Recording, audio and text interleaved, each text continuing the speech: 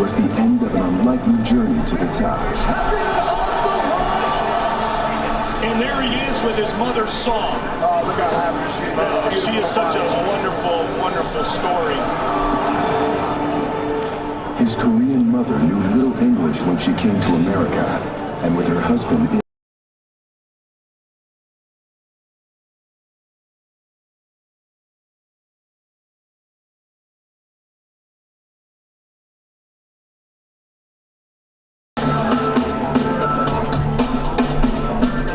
The reception at the airport was crazy. It felt like I was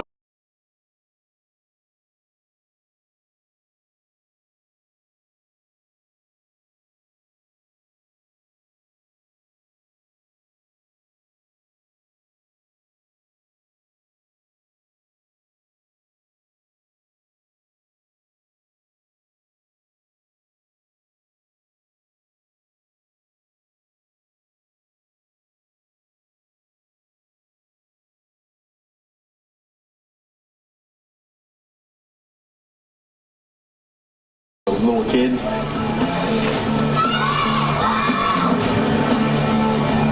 Just being inside.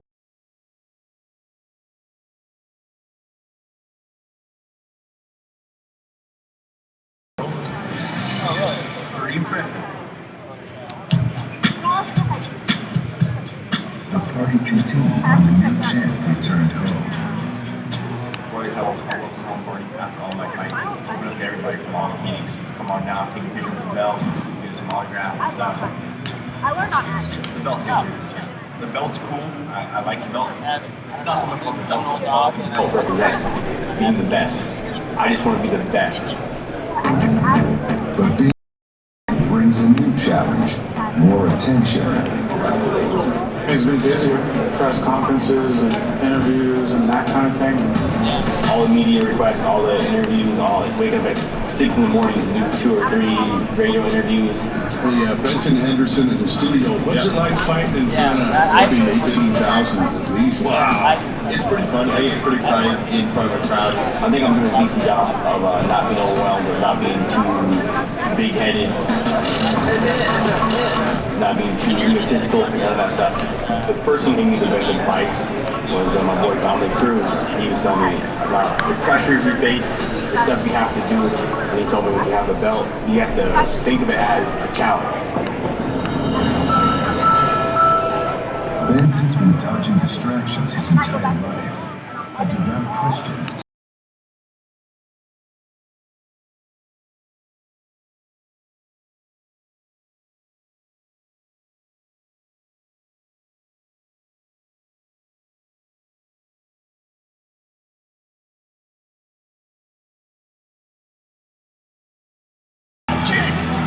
You can never take this kid out. Swinging to the finish.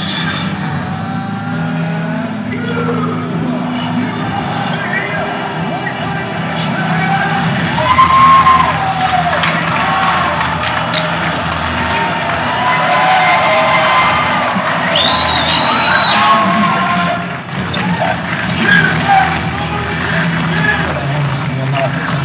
I'm taking it back home.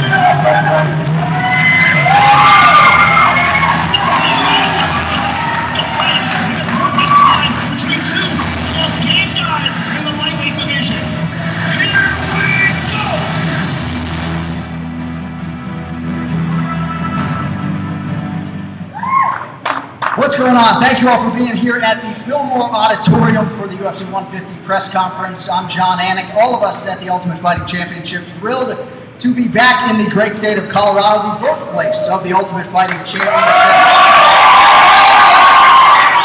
As many of you know, it all began with UFC 1 in 1993. UFC 2 was actually held in this very building in 1994. Last year, we returned for UFC 135. That was our 5th show here in Colorado, and thanks to your great response, here we are back in Denver less than a year later.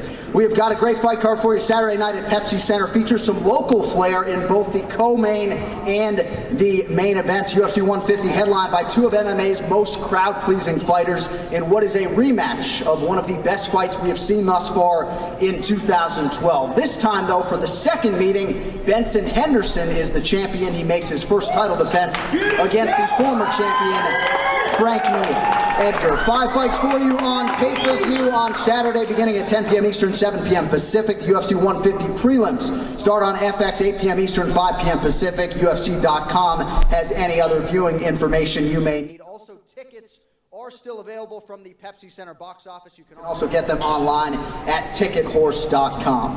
All right, now it is time to introduce the stars of the show. In the co-main event, we've got 2 friends and former training partners ready to throw down. One of the most explosive athletes in the division and 11-time UFC winner, Melvin Guillard, is here aiming for his 2nd win in a 5-week span. He takes on a man who campaigned heavily to fight here in his native Colorado. He is a perennial contender, one of the most aggressive fighters on the UFC roster, and a 9-time post-fight bonus winner in the UFC and WEC, Donald Cerrone. And in our main event, it is a rematch of the UFC 144 title fight from Japan back in February. Frankie Edgar reigned atop the UFC's lightweight division for the better part of 2 years. He is considered one of the best pound-for-pound fighters on the planet and has been involved in some of the most memorable and climactic fights in UFC history. Here, though, Edgar returns to the role of #1 contender against the Colorado Springs-born champion Benson Henderson, who brings with him to the octagon some serious momentum. Henderson has never lost in the UFC, en route to becoming the #1 lightweight in the world. All right, now it is time to open it up for questions from the media. Microphones are set up. Time permitting, we will also get questions from fans. So media here in attendance, grab a mic. We'll start with John Morgan. If I can start with Benson, please. Benson, obviously a lot of times champions say they don't really feel like a champion until they've defended the belt, but we see the way you were received in the Korea and your popularity has grown. I'm curious, do you feel like the lightweight champion right now, or do you feel like you have to win this fight before you can really claim that? No, I definitely feel like a lightweight champion, but I definitely feel like after I cement it and defend it one time, it'll be that much better, But no, I definitely feel like a champ, yes. And I was reading in the media notes that you said that you want your name to be like Joe Louis, Muhammad Ali, where people, associate you with that lightweight title. Is that the way that you've always, felt and focused for your entire career? Or is that something new now that you've been crown champion? No, it's not anything new. Like I said, people have long-term goals. Like if you're a business, your long-term goal should be a Fortune 500 company, right? So at some point in time, you want to get bigger and bigger and better, make more money, that sort of stuff. My long-term goal has always been, since I first started fighting, I was, out here in Denver when I first started. I got beat up by a lot of these guys out here and stuff, but my long-term goal was to be the best, period. So having that goal, I'm not looking past anybody before then, but those are my long-term goals, yeah. To do it like Joe Louis, control that weight class. Thank you. And one for Frankie, if I could. Frankie, obviously, big opportunity here for you. Even with the lightweight titles on the line, you have to answer questions all the time about 145. Dana tells you should go to 145. It's always there.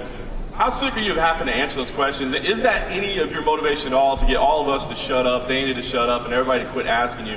Do you think about that in this fight, or is it simply Ben Henderson? Yeah, it's just Ben Henderson. I'm definitely sick of answering it, but you guys ain't sick of asking it, So it is what it is, You guys keep asking, I'm going to keep telling you the same stuff.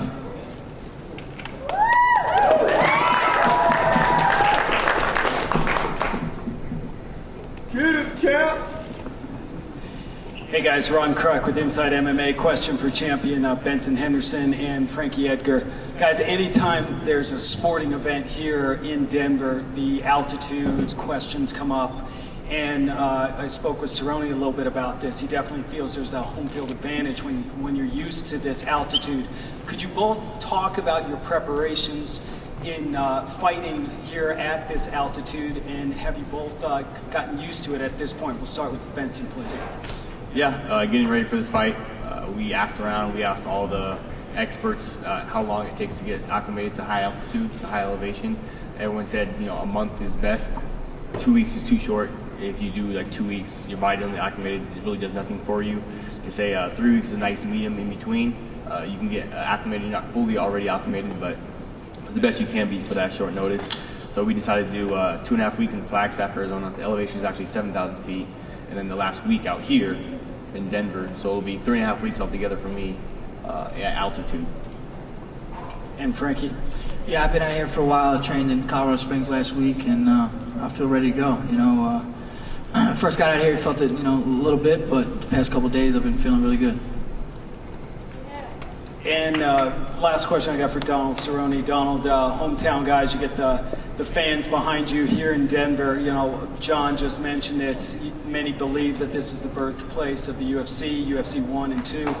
What's going to be going through your head as you're walking out to the octagon? How special will this homecoming be? Yeah, hopefully it's very special. Hopefully they blow the roof off the place, man. So I'm looking forward to go out there, put on a good show, fight of the night.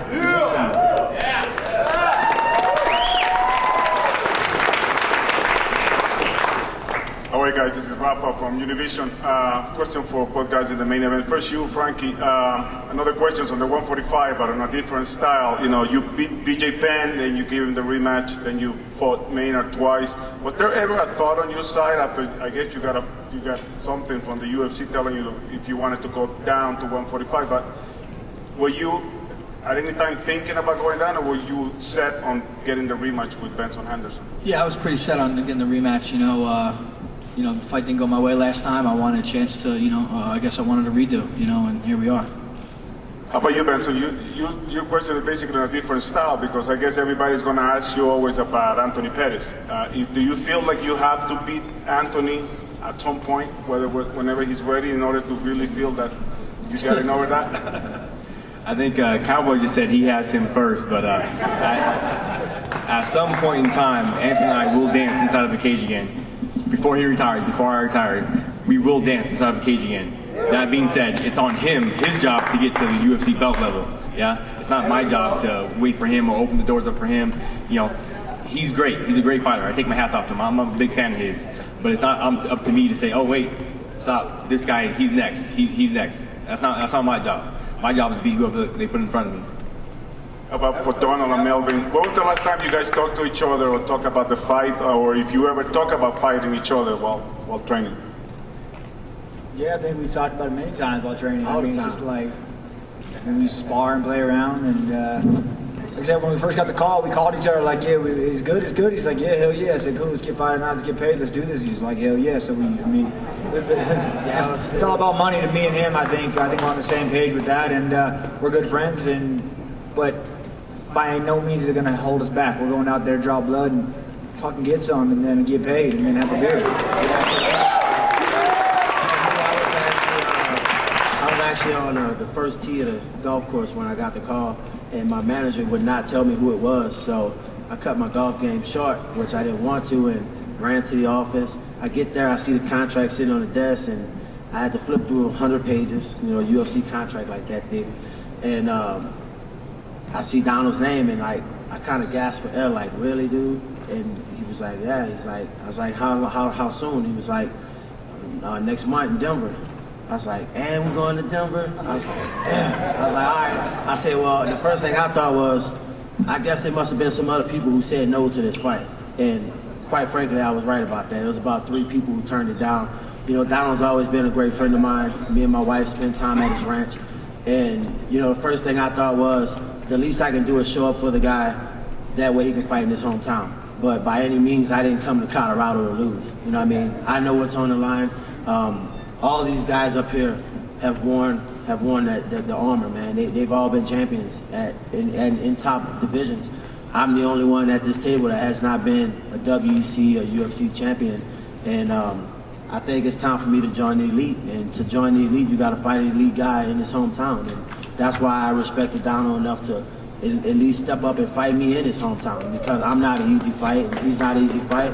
And that's what this organization is about, fighting. It's not about, the media and taking photos and photo shoots. That's not why we became fighters. We became fighters to fight, and I wish a lot of other guys in our division would step up to the plate sometimes and fight guys and stop running from guys.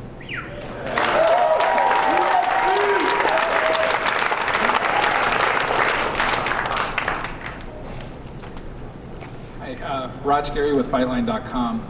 Kind of on that same topic to both Melvin and Donald, how different was it preparing for this fight as opposed to your other fights, preparing for someone that you know so well? It's actually been fun for me. I haven't been stressed about anything. The Caboose fight, I was coming off 2 losses, so it was like I gotta survive, but I gotta win. but at the same time, I was still trying to make the fans happy and put up a good fight, you know. Honestly, coming into this fight with Donald, I'm expecting a 3-round brawl. Like, I'm expecting it to be one of the hardest fights. I woke up this morning and told my wife, I don't think I might want to go out Saturday night after the fight. Me and Donald were supposed to have an after party together, and if I'm pretty banged up, I might just want to lay down and sleep. You know what I mean? So that's what I want to give to the fans. You know what I mean? I want to throw my body into a sacrifice and give the fans what they want to see and give Donald the fight he wants. This is his hometown, so I don't want him to be cut short of anything out here. I want to give him 150% of me, and I know he'll give it back. So we definitely want to be fighting back.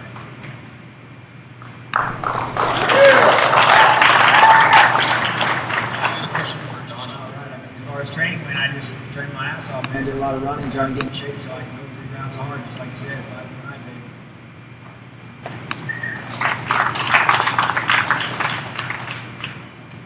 Question for Donald over here. Is it true that you're not staying at the Federal Hotel and that you're staying somewhere else by yourself during fight week? I don't know about myself. I got my own team. I'm sitting. I got an RV staying in there. Where is that? That way I can hit the lake in between. Where is the RV located? Right down 6th Avenue and Gold. So are you staying in the RV by yourself and there are others around you, or is it a big RV with a lot of people? It's a big RV. We got 6 beds in it, so we're all piled in. How come I wasn't invited, man? I'm staying in the hotel room hanging out in 6 beds. Is that the first time you've done that during a UFC or WC fight week? Now, pretty much anywhere close. Like when I fought down in Phoenix and every time I go to Vegas, we just bring the RV down. It's like better. UFC's okay with that? They didn't even give me the option to not be. Are you doing like water sports and all that kind of stuff? Yeah, I love the water sports. My boat's down here too, so whenever we're not here, we're on the lake. Okay. And I can't help but notice, again, you two sitting there, it reminds me of WC 53 when you guys first fought it. The WC connection there. Yeah, we will fight again, don't worry about that. Do you guys still even talk about those days, about just being the underdogs in WC and all that, or is that over with now? For both Ben and Donald? No, we haven't talked about that. We're just up to talk about how bad weight cuts out, so Ben's doing a lot better than me. So there's no fraternity, basically. It looks like WC versus UFC right now. I was thinking the same thing. Do you know the numbers on the WC guys versus the UFC guys? Anybody know the numbers on that? You might have looked it up and find the numbers in the I think John knows, right? John, why don't you tell us the numbers? I know it's in the WC's favor for sure. There you go. Okay, thanks guys.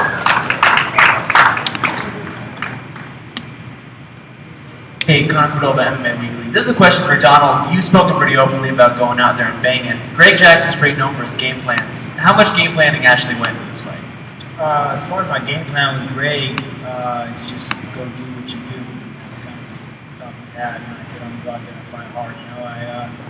I don't really have a game plan for this fight that I've set up with Greg. I'm just going to go fight my ass off. That's what I'm doing. I don't take steps backwards. I'm going forward the whole time, and I know Melvin knows that, and he's properly prepared for it. So we're going to be living flash. Now, for Melvin, your headspace seems a lot more calm and poised and tranquil through this one. What has that camp change done to you, and what are your overlying goals from fight to fight to fight, just mentally for you? The only big significant thing that changing camps done for me was gave me a better opportunity at learning my ground game efficiently. I have a ton of great Brazilian black belts, and these guys didn't get their black belts in the middle. These are some hardcore Brazilians, and it's been very interesting the last 2 months training with the guys, adjusting.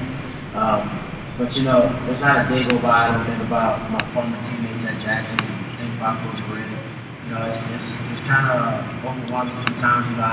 There was actually points in this since I left where kind of back around March when I lost the fights to Bozon and then I lost to Miller. I started reassessing my situation and why I left. Anytime I start thinking that way, I always consult with my wife because she always has the best answer for me. And one thing about me, I've never looked back when I've moved on to something. I had to adjust to a big change. It was a big change for me.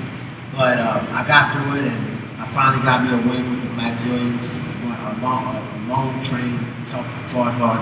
It was a hard-fought win, and You know, to turn around and fight a former teammate and great friend like Donald, you know, I'm an opportunist, you know, and it's about the opportunities that are given to you. And the one thing I keep preaching to people is that in this weight division, you know, everybody is beating everybody. You know what I mean? There is no dominant guy. You know, we're all tough.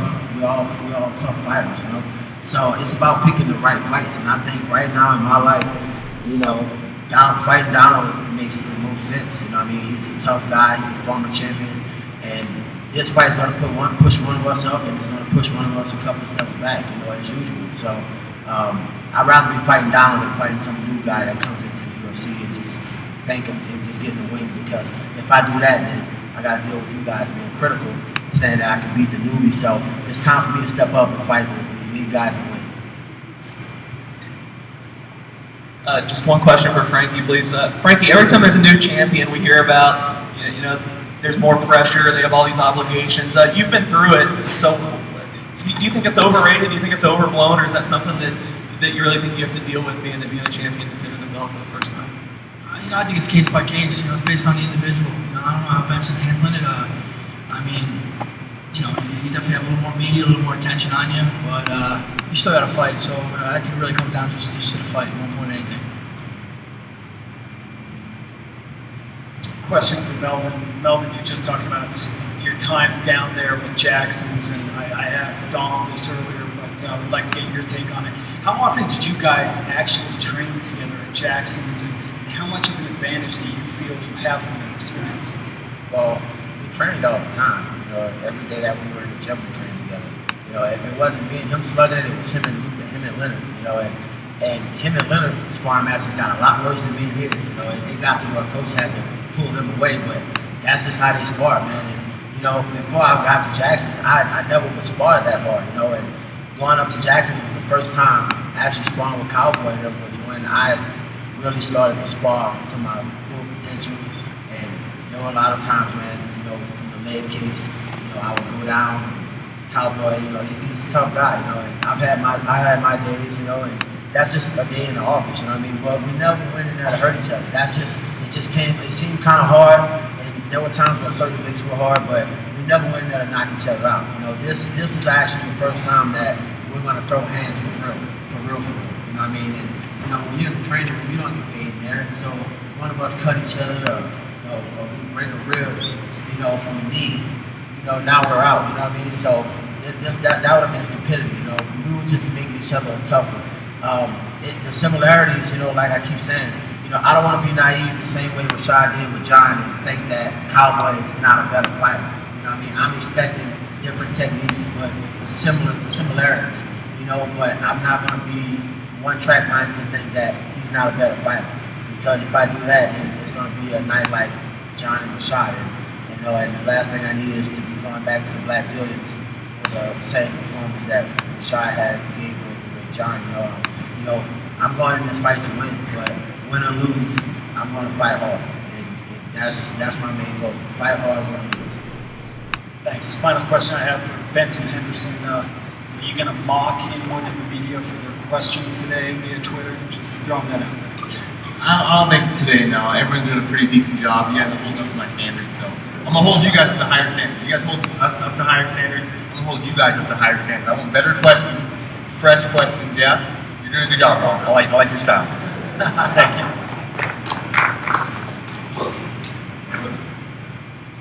This is James with MMA Meltdown, and questions for Donald and Melvin. First of all, Donald and Melvin, nice accessories. I like the hat and the glasses. So, but what I was going to ask is, so we've talked about you guys being good friends and stuff, but you're not looking past each other, but with the win, where does this place each one of you? I keep saying to everybody, man, like, at this point, you know, losing the 2 fights and winning a fight to a guy that wasn't really up in the rankings, I really don't know where I stand right now. The only thing I know is a win over Donald can put me back in the elite, you know, I call it the elite 5, you know, at least back in the top 5, you know what I mean? And, you know, after throwing down with Donald, I definitely, you know, I've been begging for this rematch with Lozon, and I get highly criticized about it. But I don't care what anybody or any of you think about how Lozon fight went. I rushed myself completely rushed myself. I was so overly excited because I was fighting in Houston, so a lot of things played into that. And everybody been seeing me all week notice my demeanor's been real calm, real cool, because I don't want to get overly excited about anything right now. I know I'm expecting a tough fight, so, but I'm not looking past Donald. You know, and people keep asking him the same thing. Are you looking past Mel when you fight Pettis? You know, obviously, I think Pettis was one of the guys on the roster to fight him. He just said he wasn't ready, so you know, I was able to step up. Donald? Yeah, I don't think all we're looking Pettis so we turned down. He's right on the track with that one, and I want to fight him. So yeah. Well, otherwise, it goes down to the UFC.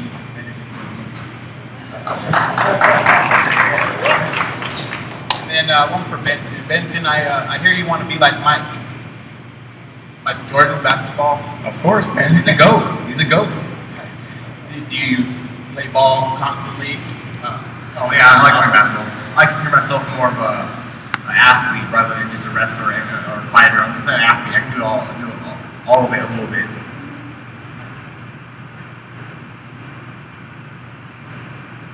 For Cowboy and for Melvin, please. Obviously, you guys have both said that you've had conversations about this fight. You want to put on the fight of the night. Kind of suggesting almost that there's a gentleman's agreement that this thing's going to stay on the feet, which I think we're all expecting it to. Is there anything like that in place? And have you gone that far and said, hey, let's never take this thing to the ground? And as respectful as you are of each other, if somebody shoots and isn't willing to stand in the pocket, will you lose some respect? Well, for me, it's an MMA fight. It's not a kickboxing match. You know? So I'm expecting an all-around fight. You know, I'm not coming into this thinking that this is going to be a 3-round stand-up fight. You know, there's going to probably be some takedowns, some takedown defense. I got to watch the countdown on my phone this morning.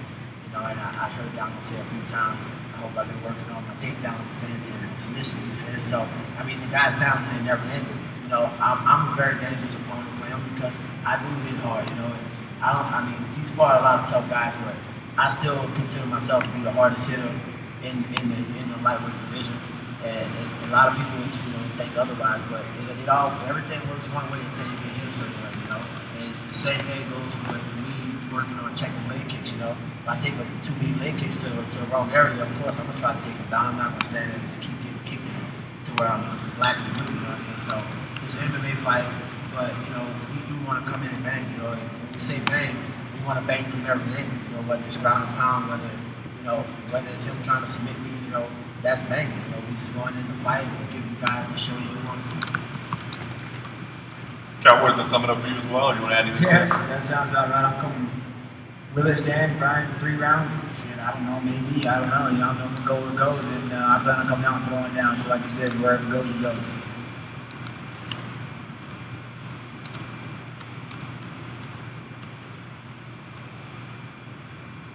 Questions for Frankie. Frankie, this is your 3rd rematch in a row. Are you getting kind of sick of these things? What's your mindset towards a 3rd rematch? Is it kind of frustrating? Obviously, this is one that you won. Is it getting kind of old? Yeah, I mean, it's tough fighting guys back to back, but since I've been doing it, I'm kind of used to it. It's kind of comfortable to me right now. But yeah, you look forward to a new opponent. Just how I find the same guy again. You were having those conversations with Dana and the UFC trying to talk your way into this rematch. What were some of the reasons that they had for not wanting to do it? Obviously, 145 seemed like something. Did they ever bring up, you've had 2 rematches, we got to this lightweight division movie. Was that a concern for theirs at all during this discussion? I just think Dana just, thought I'd be a good fit at 45. He's been stressing that kind of since day one. But I've been, pretty strong, fast for staying at 55. And, I just felt I just wanted that rematch. He ran into me. It's like I didn't bang or anything. He just told me he wanted to let me know his reasons. I let him know my reasons, and here we are. For Melvin and Donald, what's it been like for you guys as contenders in this division? And it seems like the belt has just kind of been on the roll for the last few years because he keeps on getting into these rematches. Is that frustrating for you guys at all? Have you thought about it? I feel like I'm turning into a middle-aged assassin. For me, it's I've always been one of the guys that step up and fight with anybody.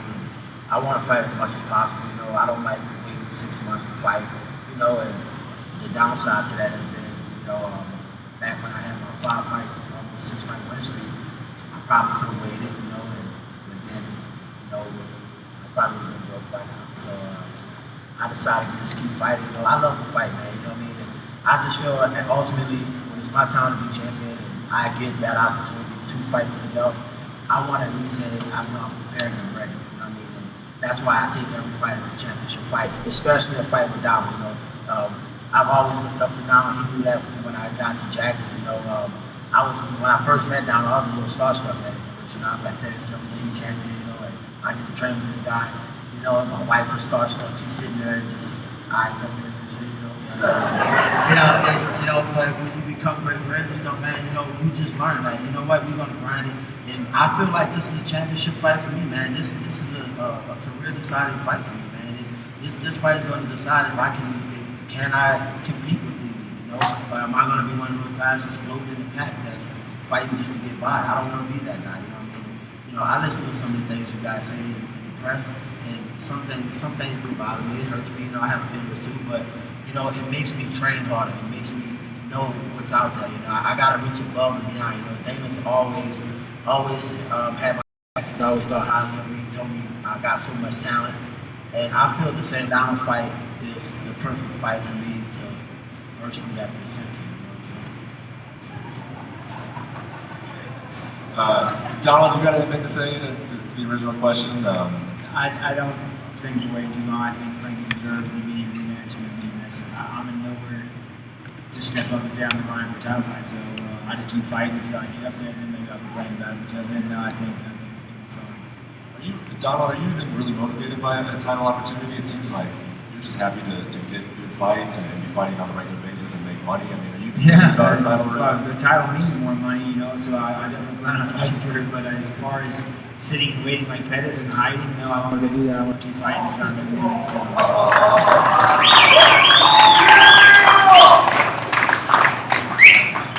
My question is for Frankie. You always seem to fare better in the rematches than from your first fights. Do you think you just learn a lot more by being in the cage with someone than other fighters do? I don't know if I learn more than others. You know, I think I do well at adapting, and I got to kind of give it up to my team. I think they do a really good job of assessing the fights and making little adjustments, and then I'm able to apply it. I have a question for Ben and Frankie. We'll start with Ben first. Yesterday there was some pretty good news about John Jones signing with Nike, and I'm just wondering, as champion of the lightweight division, is that something that you strive towards? Well, he's talked about this a lot in the past, and I'm wondering if you feel as though you're close to something like that. Is that something that you feel like you need to validate your career? Is this a goal of yours? Just curious as the champ. For me, I do like Nike, obviously. They're a great brand. They've done a great job of branding themselves. You know exactly what it is. But for me, it's more about that broad mainstream appeal. I want to have a broad appeal all throughout mainstream. I want companies who've never sponsored MMA before to look at, hey, maybe we might get into that. Or that guy might be good to sponsor. Oh, he does MMA. Oh, cool. We didn't know that's what he did. But I'm looking for that broad appeal for mainstream sponsors. Like, that's a viable sponsor right there that we're looking into. Nike particularly, I'm not really. For me, it was never a dream to be sponsored by Nike or anything like that. But I will take some Nike checks. And he is wearing Nikes right now too. I am. It's true. When you say I'll take some checks from any mainstream guys that want to sign something. Definitely I'll take it.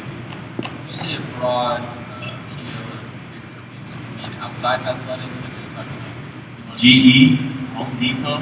Come on, and even down the line, there's a ton of big, huge corporations that I think could honestly benefit from having a sponsorship in MMA.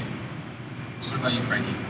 Yeah, I mean, we would want to be sponsored by a big corporate sponsor like that. I think with John Jones getting this Nike, hopefully at least if we don't go outside athletics, but maybe Adidas, Reebok, Puma, these other athletic brands would want to get into this. When you were champion, did any of those companies at least start talking to you about that?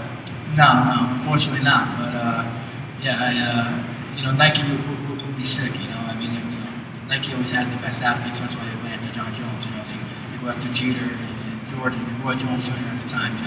And I think John Jones is a great fit for him. Thanks, man. All right, we are going to now open it up to some fan questions, and I know we've got a pack over there, so we'll get that microphone going. Hi, my name is Jaden Mueller. I'm going to be the first female UFC fighter when I'm older. And my question is for Frankie. Frankie, what would it mean to you if you won back the belt in the birthplace of the UFC? I think it'd be huge, obviously, like you said, it's the birthplace of the UFC, and, winning this belt the second time, I think we'll probably be more motivated than we would winning the first time, so hope to see the UFC someday.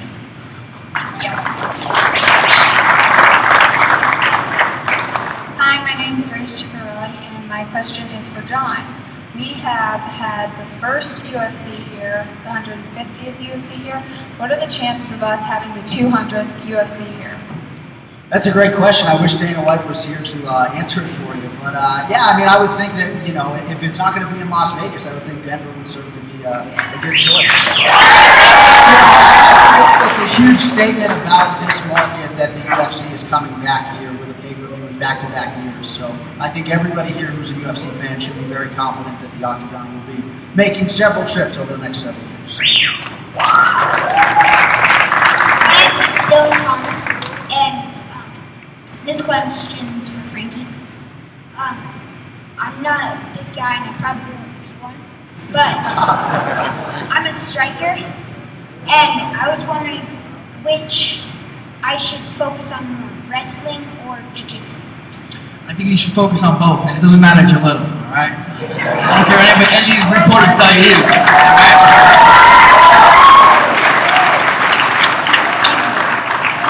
And you don't have to drop down to 145.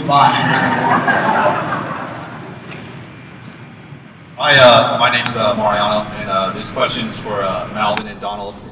They're saying, well, Dana's saying that obviously Diaz is going to be up next, so I'm wondering if, that's going to bother any of you guys, or maybe if there's going to be a pre-fight between, like, whoever the winner is out of you two with Diaz.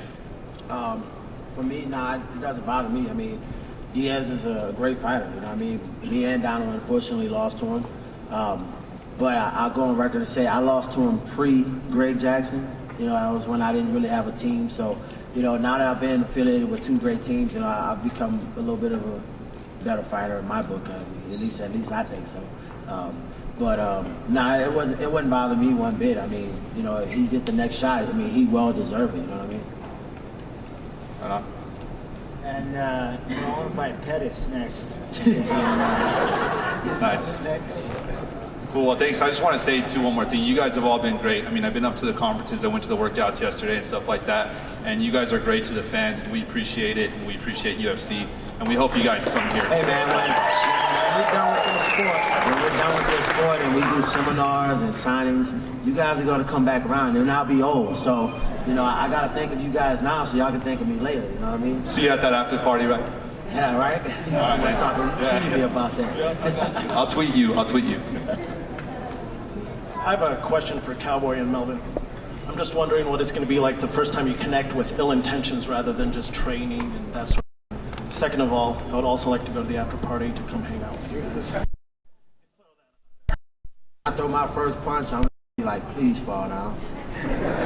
Just make my night easy. Man, I won't every time the shit can get, baby, so that lunch. Just make it easy on both of us and just fall, man. I got a question for everybody. I heard you guys talking about fighters ducking in the division. Is it safe to say we're all talking about Pettis? Is that how we were talking about ducking fights? No, I'm talking about pretty much the whole stable. It's Frankie always got to have a rematch. He has to keep fighting. There's other guys out there to fight. You know what I'm saying? And for the media and the UFC to know our division's so stacked. Why are there more guys stepping up? That's my only thing, Like, a lot of guys are really playing it safe, And, I'm sitting here today getting ready to fight my best friend because maybe 3 or 4 other guys didn't take the fight, you know what I'm saying? Like, this fight's been planned long before my last fight, July 7th. So they already have these fights already matched up. So for me to be fighting a month later, that means some guys didn't step up to the plate and do their job, you know what I'm saying? And would any of you guys be interested in fighting Gilbert? I'll fight anybody at 155. I don't care. This question's for Ben and Frankie. Dana White stated that the winner of this fight would face Nate Diaz. So without looking past what you guys have on Saturday, give me your thoughts on fighting him. Nate Diaz, he's a tough fighter. He's good. You know, he brings it every time he fights. I said it before, and I'll say it again. I don't think you guys really understand me. I want to fight everybody in the division. I want to beat everybody. That's it, man. One final fan question. Hey, my question's for Ben. Everyone's been talking about Frankie's weight, and you're saying you want to beat everyone in the division. Have you ever thought about moving up to welterweight? No, never really thought about welterweight at all. For me, 155 is my division. I want my name to be synonymous with 155 for the next, 10 years or 5 years or however much longer I fight. Welterweight. Have you seen those guys? They're huge. Yeah. They are ginormous. Big for lightweight. I'm big for lightweight. Have you seen St. Pierre in person? Check out St. Pierre in person. Tell me you want me fighting him. You want me to get beat up? Come on, sucker. Come on, son. All right, a good note on which to end. Thank you all very much for coming out today, taking part of your day. One more hand for the fighters. They will now square off for some photo opportunities. We will see you Saturday night for UFC 150.